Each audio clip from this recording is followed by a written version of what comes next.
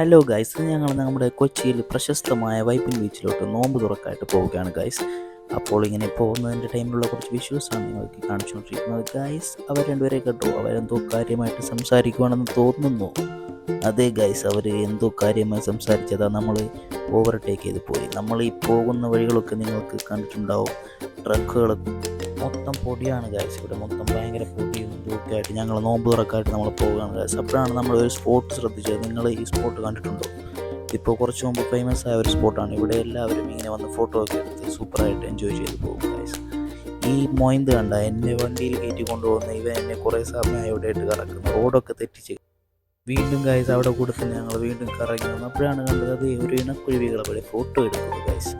ഞങ്ങളങ്ങനെ നേരെ നോമ്പ് തുറക്കാനുള്ള സ്പോട്ട് തപ്പുമ്പോഴാണ് ഗൈസ് വൈപ്പിൻ ബീച്ചിലൊരു വിചിത്രമായ കാഴ്ച. ഫുൾ തമിഴ്നാട്ട് എന്താ പറയാനാ ഗൈസ്, കിട്ടിയൊരു സ്ഥലം നോക്കിയിരുന്നു ഞങ്ങൾ ഞങ്ങളുടെ നോമ്പ് തുറ. അപ്പോഴാണ് ഗൈസ് നമ്മുടെ ശ്രദ്ധയിൽപ്പെട്ടത് ആ ഒരു ലൈറ്റ് ഹൗസ്. അതിലെങ്ങനെ കയറാമെന്ന് നിങ്ങൾക്കറിയാമെങ്കിൽ കമൻറ്റ് ചെയ്യും.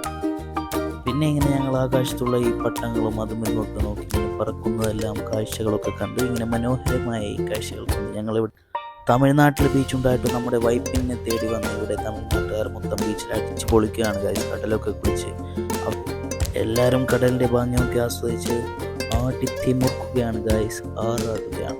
ഞങ്ങൾ പിന്നെ അവിടെ ഒരു സ്പോട്ട് കണ്ടുപിടിച്ചു ഗൈസ്. അവിടെ ഒരു ചായ കുടിക്കാൻ വേണ്ടി നൈസായിട്ടൊരു കടയിൽ കയറിയിരുന്നു. ഒരു 4 ചായയും പിന്നെ മോമോസും ഓർഡർ ചെയ്തു.